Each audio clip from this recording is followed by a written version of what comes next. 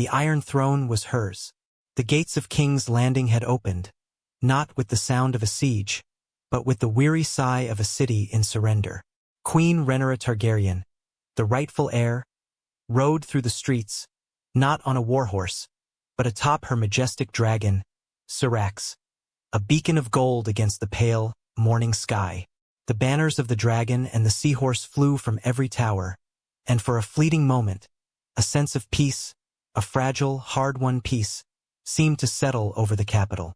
But this was no true peace.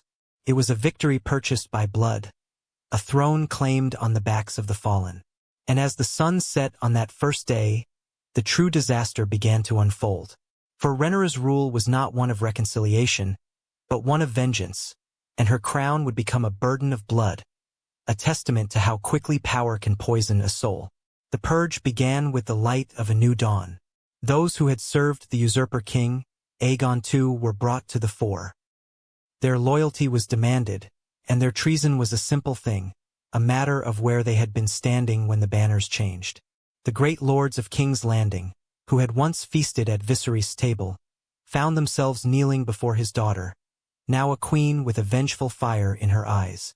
She demanded their oaths, and where those oaths were slow in coming, she demanded their heads.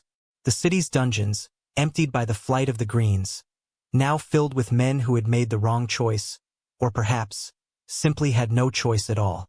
And the executioner's axe, a cold, unblinking eye, worked tirelessly. For every head that rolled, for every family dispossessed, for every gold dragon seized from the city's coffers, the people began to whisper. They had welcomed the queen, the rightful heir, but what they had received was a tyrant draped in black. They called her Maegor with Teats, a name born not of malice, but of bitter, fearful truth. Her justice was swift, yes, but it was not just. It was a blade honed on grief, and it cut a deep wound into the heart of the city she now ruled. The very wealth she seized to fuel her war effort against the scattered Greens became a symbol of her avarice, her callous disregard for a people already struggling to breathe. For the truth was, the war had not only claimed lives but had starved the kingdom. The granaries were empty, the markets a sea of empty stalls. Prices soared like dragon flame, and the cries of hungry children echoed through the alleyways, a sound more mournful than any dirge. Yet within the Red Keep's high walls, the Queen's council still feasted, their bellies full while the small folk starved.